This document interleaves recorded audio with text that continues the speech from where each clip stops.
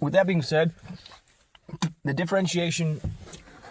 So, for example, if you're an average or below or above average Midwestern economy based on some sort of commodity that's regularly, there's an agreed upon pricing model that has occurred for the past, who knows, a statistically significant number of years relative to that commodity, and you're also potentially in real estate valuations, there may be some trends that are consistent, and this is microeconomics to me, a version of microeconomics, but there's another version of microeconomics that becomes a little more fascinating depending on the research, the think tanks and things that are involved.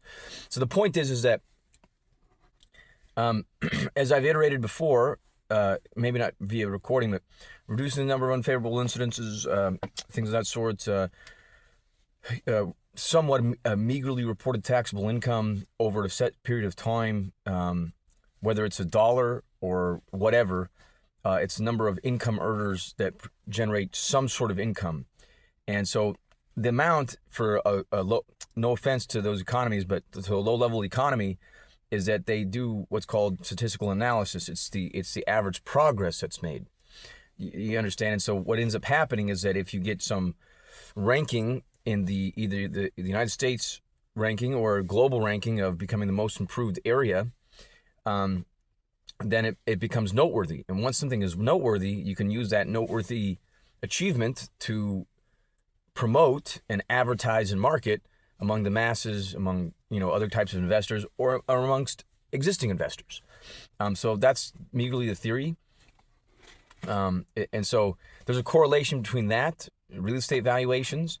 Obviously, there's not a drastic correlation, but for some areas, depending on geopolitics, weather climates,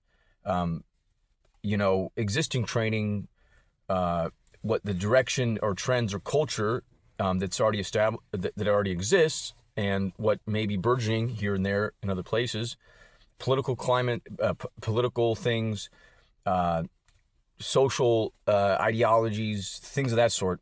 Those are all considerations and also very important. But so that's a real simple overview. There's probably a gazillion books you could read about that if you'd like. Anyways, so that's the mid-level microeconomic talk. And then the next recording is gonna be more about physics and geopolitics as it relates to militaristic and or large money things, I guess. Anyways, until next time, over and out.